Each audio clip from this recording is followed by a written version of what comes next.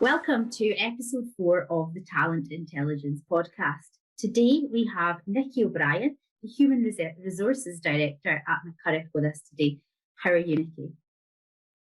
I'm very well, thank you. It's very nice to feel like we're coming out of the back end of lockdown. So yeah, it's I think a bit like the nation. We're feeling very optimistic and positive right now. Positive things on the horizon, definitely. So, a few weeks ago, Nicky, you had a chat with our CEO, Gavin. We were discussing diversity and inclusion, and you were putting some insights in for a white paper that we're doing. Now, after that call, Gavin then got in touch with me and went, Claire, you have to listen in to what this lady has to say. It's so great. So, there was so much in there. We decided we needed to do a bit more of a deeper dive, and let's get you on the podcast. So here you are. It's great to have you here.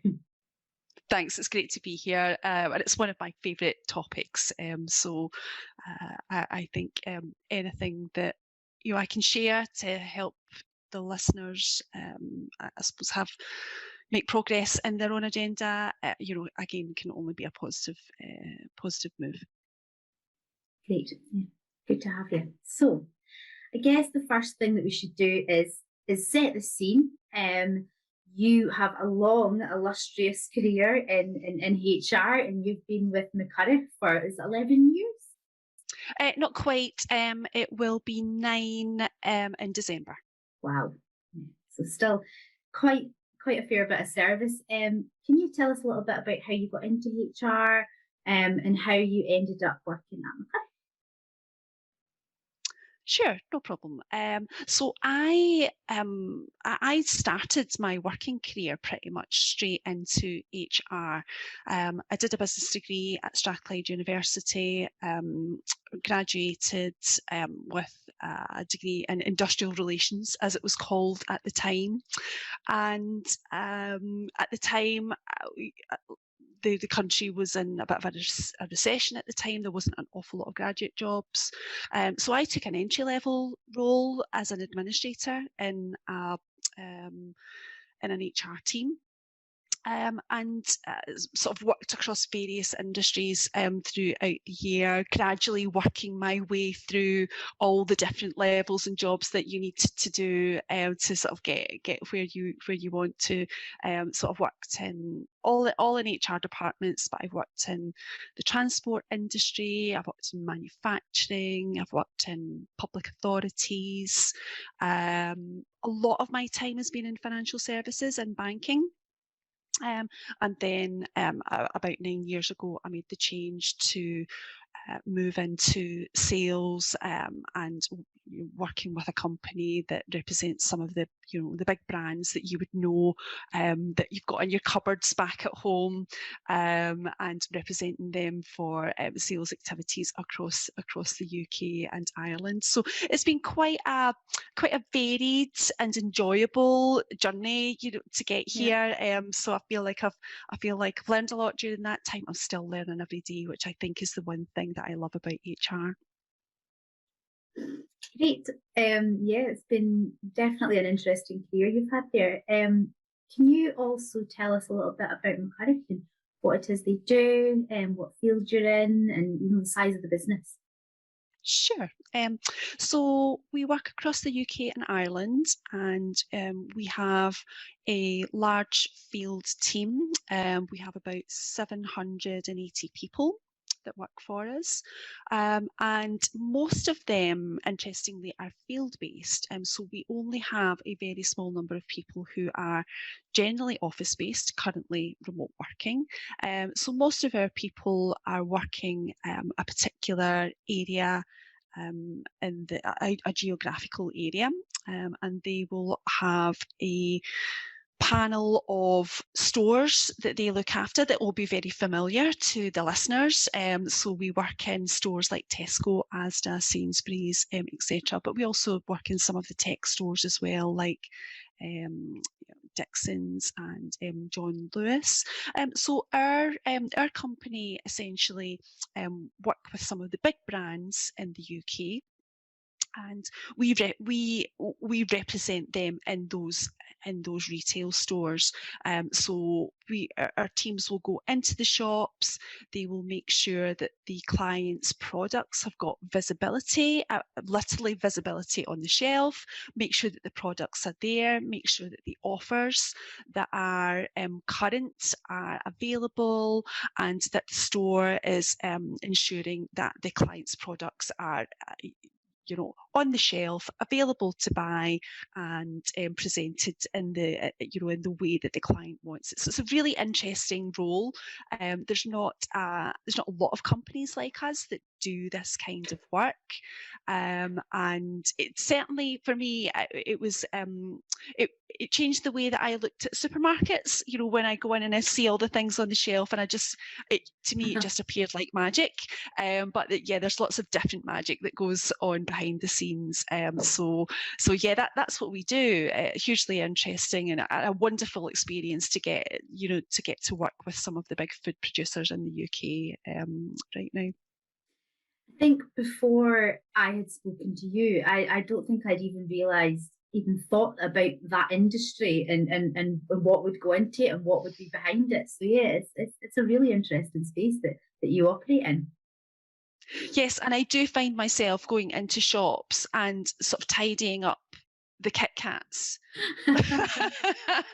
because I know how important it is, and yeah, it slightly spoils your shopping experience when you go for food, but yeah, it's an interesting but a highly important aspect of the supply chain for for food and technology products. Definitely, and I imagine that all of your kitchen cupboards have everything turned to face forward and I would love really to. nice. I would love to say that, but no, my cupboards are very messy. So you've got people obviously working in the office, working in the field, working from home. How has that changed? How have you managed that during the pandemic? And has your company culture and the way that you've operated changed because of the lockdowns and things? Well, to a certain extent, actually, a lot of the organisation didn't change because we are already a remote organisation.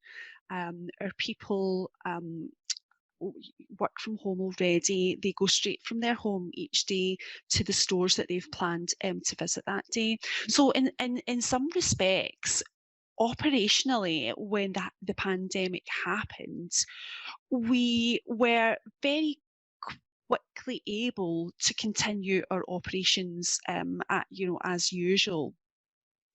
In as much as you can say it was the usual circumstances, because it absolutely wasn't. The sort of support functions and people who were based in offices, so that was a bit of a change for them.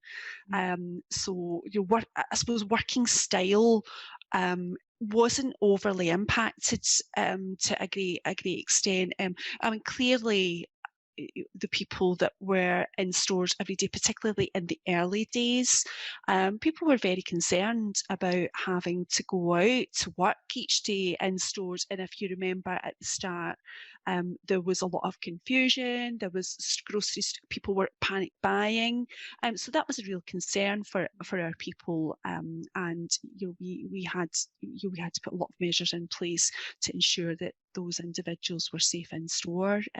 But for a lot of our clients, most of the time work was as normal. We did have a bit of furlough as well in the intervening period whenever that came along. And when we felt that conditions were such that it wasn't safe enough for people to be in store. So yeah, I think we did have to change on different levels, but I think by and large, the ways of working that we had previously helped us to continue to operate throughout the pandemic.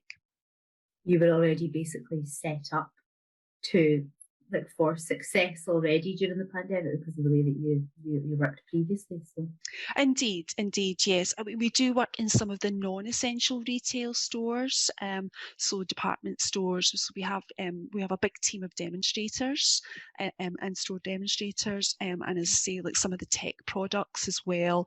We work in the technology field.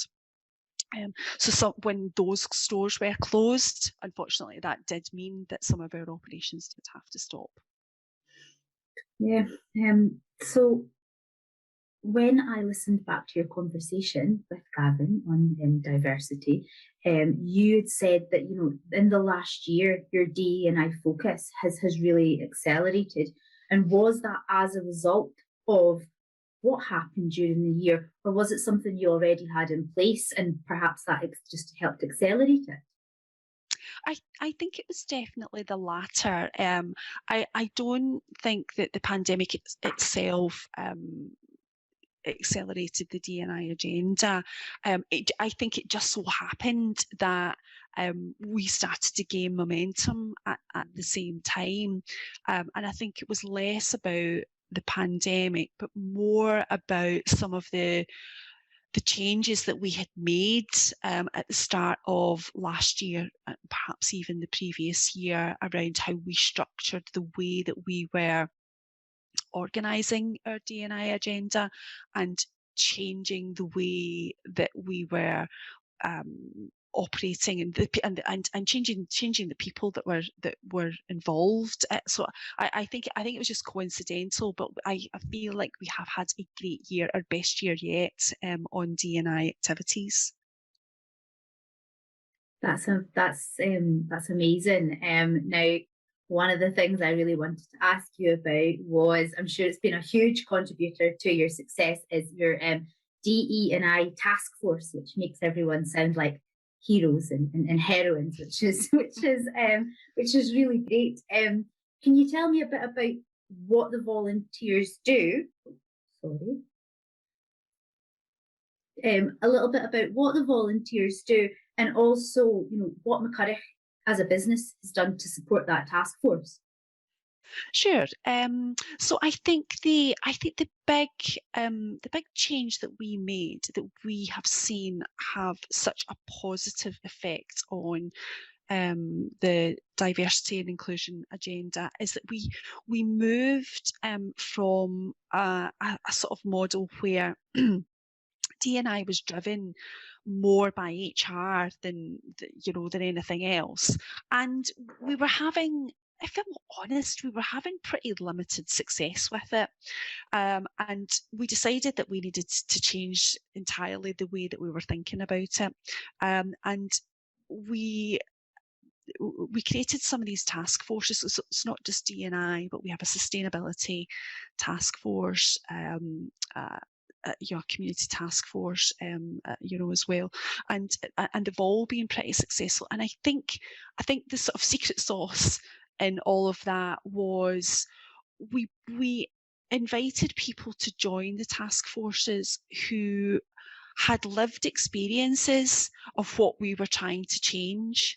So as an HR team, all female, all white, all coming predominantly from the west of Scotland, how can we possibly know what it's like to be someone in a minority group, or someone who has particular needs from the organisation? And that we had to really look at ourselves and think, this is really restraining us. So we opened up these task forces for people to come and join, we had people that worked for us, but I think the big change was we gave over responsibility. We stopped trying to manage it ourselves. We gave over responsibility to the group themselves and gave them the mandate. Tell us what you think needs to change. And all of a sudden, it was just like a switch. they were coming to us with points of view and ideas, and change programs that we just had never thought of before, because they were coming and they were bringing their own lived experiences to us, and it's been transformative. Sounds fantastic, and it does sound as though it's had a huge difference, to your business, and it speaks to that. They say that the more diverse a business is, the more innovation and the more ideas that come, and it seems as though just on a small level that's definitely happened with your D&I task force. So that's fantastic. I think as well you'd said that it's mainly focuses on gender and ethnicity. Is that something that you plan to widen out? Are there plans to take that further in the future, or are you going to focus on one area and get that right before you move on to something else?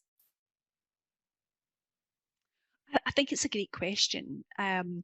And yes, I think so. Our agenda is as broad as the task force wants it to be, and we do have a full program. I would say they have a full program throughout the year of events that they want to celebrate and discuss and highlight.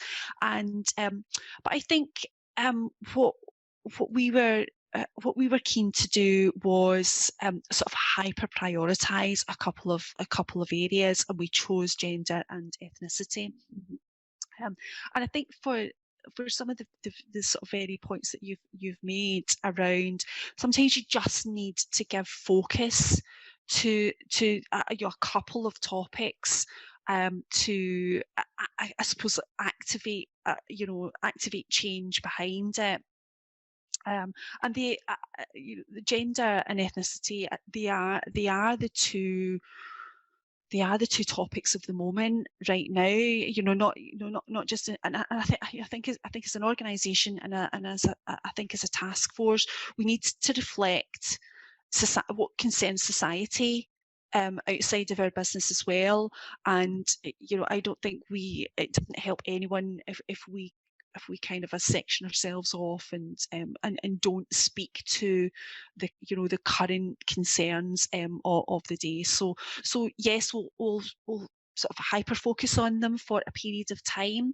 Once we start to make inroads into that, then that gives us the space and the time to perhaps look at other subjects. But the agenda is broad, and we touch on a variety of subjects throughout the year. Yeah, and it's fantastic that agenda is led by the task force and the volunteers. It's great, yeah. So obviously diversity, inclusion, equity, they're a huge focus for the company at the moment. Do you have these included in KPIs and targets for both kind of, team leaders and senior management? At the moment, no, we don't. And I think part of that is I suppose what a lot of HR departments suffer from is a lack often of sort of good data on diversity and inclusion issues.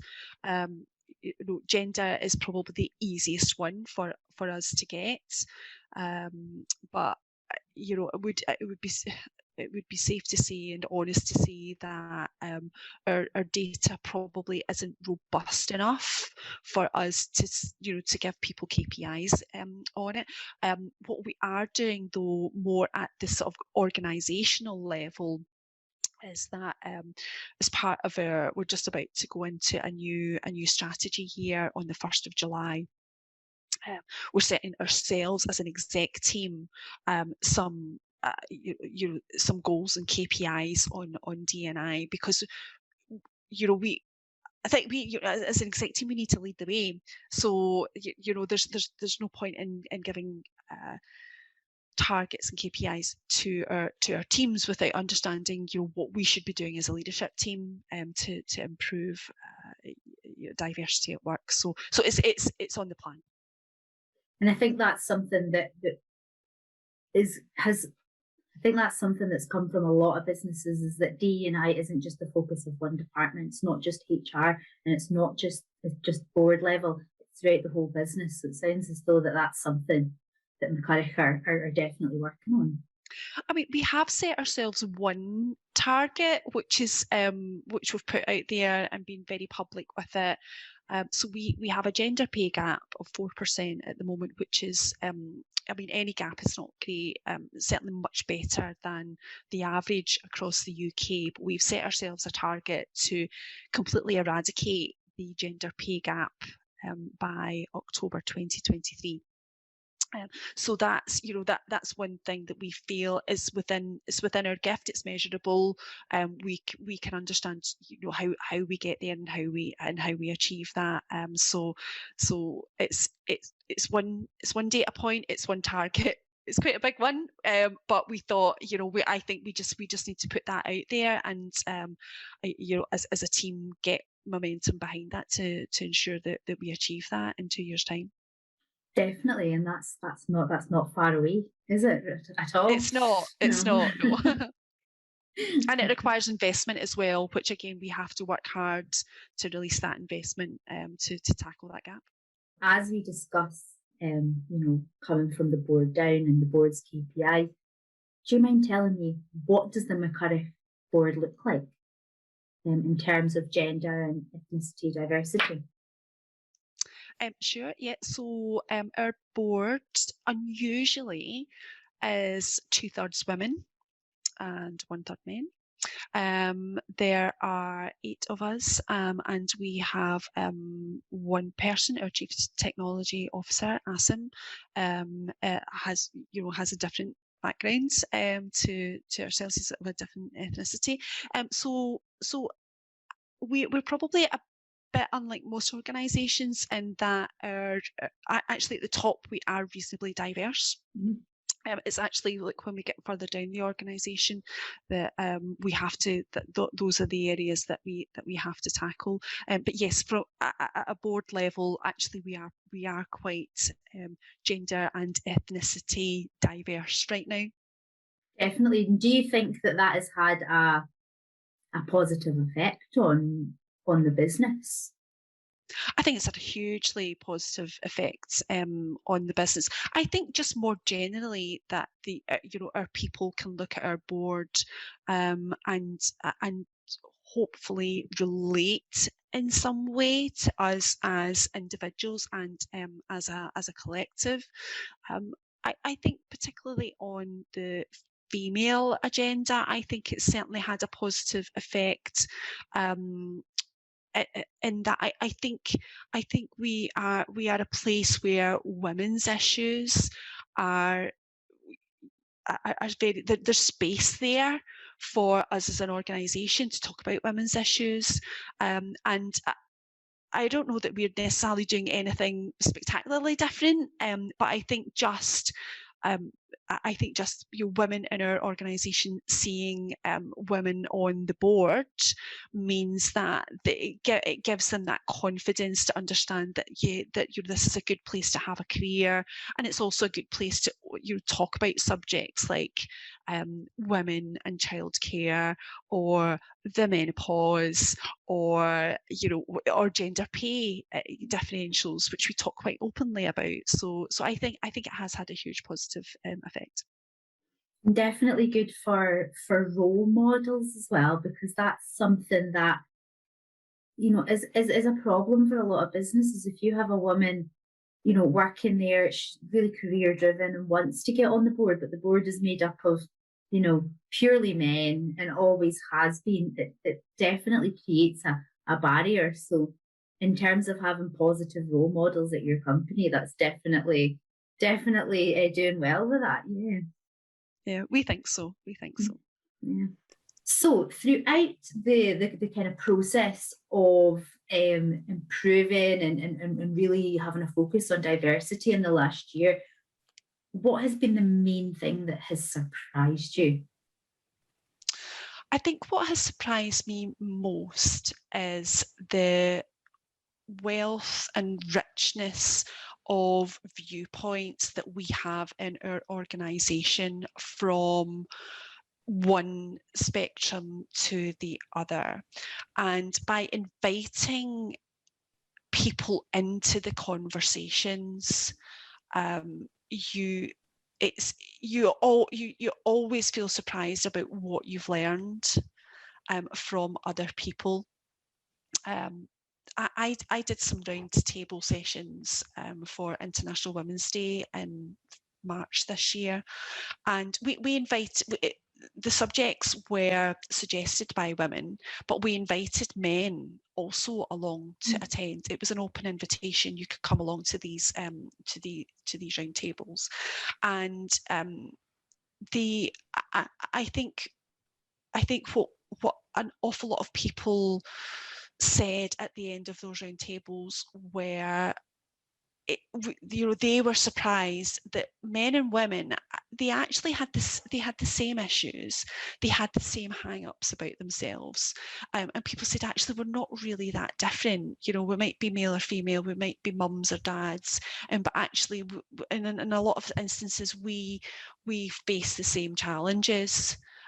We had men coming along and talking about the issues around childcare and homeschooling during the pandemic, and referencing things like, I feel quite helpless because I see that it's my partner, my female partner is the person. I see that she takes on so much of the responsibilities for this, and actually, it doesn't make me feel great, and so we had some really open conversations, and we got some brilliant feedback about it. We're going to do the same for International Men's Day at the end of the year, but everyone thoroughly enjoyed it, and they said the honest and open conversations were some of the most brilliant aspects that we've had this year on the D&I agenda. People feel part of, they feel the change, they feel part of a movement now, by getting involved and making a difference. So for me, it's been a huge surprise about how conversations can really change your organisation. Definitely, and bringing different people into the conversation, and all of these different viewpoints, it just seems really valuable. Okay, so the final question I have to ask you here, and it's you'd mentioned it earlier on, and we didn't go very deep into it, but you've spoke about a reverse mentoring program, and I heard you talking about that, and it piqued my interest. So can you tell me a little bit more about that? Yes, gladly. So reverse mentoring, the idea of that is that you have, rather than the traditional way of your board members mentoring other people in the organisation, it's the reverse. So we have people that work in our business who mentor each person on the board, including the CEO. And in particular, this is all about, again, our D&I agenda. So for me personally, I have a mentor as part of the reverse mentoring programme. He works for us in our technology division. His name's Greg. He's a young black male. He's British born, but he has a very mixed ethnic background, and so Greg has been mentoring me since the start of this year. So the way it works is, we meet once a month. We talk about our respective backgrounds. So it's a way for me to understand a bit more. Something simple as what is it like for a young black man to live in Britain these days? And I just don't have that, I don't have that frame of reference. So we talk about that. We talk about what it's like to work, in our organisation. We talk about his background. He gave me his story. His story so far. We talk about books, we talk about movies that we like, and so in that way, it's a a contrived relationship that's put together. But for me, it's about and sometimes it's just about asking the questions you're afraid to ask. And sort of asking, there's a trusted relationship there, where you can say, Greg's got in his parentage, he has Chinese heritage, and so at the turn of the year, I said to Greg, tell me about Chinese New Year and all the customs. I don't understand them, and I don't, please tell me a bit more about it. And he was like, Nicky, I'll tell you everything about it. It's, and so in that way, you can ask the questions that maybe you feel like, oh, if I ask that, does that seem like, I don't seem very kind of, I mean, perhaps I seem ignorant about other, about other cultures, which I am. Let's be honest. And it's wonderful. So in summary, we've got all of our exec board are mentored by someone in the business from the D&I community. And it's another thing that I would encourage other organisations to do. It's transformationally a positive thing to do. It's helped me understand more about myself and actually all the things that I don't know. Yeah, and I'm not sure if you caught the episode or not, but we did. It might have been the first Talent Intelligence episode with Janet Onya from Accenture. And at Accenture, they do a mentoring program where someone on the board mentors, someone, a member of staff, basically. And it's interesting to see how that works in terms of almost people having a buddy higher up that can advocate for them. And I guess from your point of view, you're not only learning, but that person has a relationship with someone on the board where traditionally they might not have done. Exactly, and they can tell you how it is, because you build up that relationship, and if they see things that are going on, that they've got someone to speak to about it, and and it gives you, I've openly asked Greg, do you feel that you have had microaggressions at work? We have that conversation, and actually, I mean, the great thing is actually he has had a very positive experience at work, and he's been able to tell me actually, I don't feel different, but in society I do. Again, I can't live his experience, but I can certainly listen to it and understand it and make sure that we're shaping the right kind of organisation where people from whatever background are welcome. Yeah. It sounds like McCurrach is a great place to work. And it sounds as though it's a great place to work if you are a woman or you're of ethnic diversity. And it really sounds as though you and the rest of the board are pushing all this through. So yeah, big well done, I suppose. Yeah. Thank you. Do you know, we'll not get it right all of the time, but we are committed to making it a better place to work for people from all backgrounds. So I think we just need to keep that intention in mind, as we drive forward this agenda. Yeah, and that's the main thing, isn't it? Is continually driving things forward with the right intentions. So yeah, great. Yeah. Well, listen, Nicky, thank you so much for coming on the Talent Intelligence podcast today. It's been really good to dig a bit deeper into the things that we spoke about before. And is there anything else you'd like to add before we sign off? No, just a huge thanks to you and Gavin for inviting me to speak about this. I think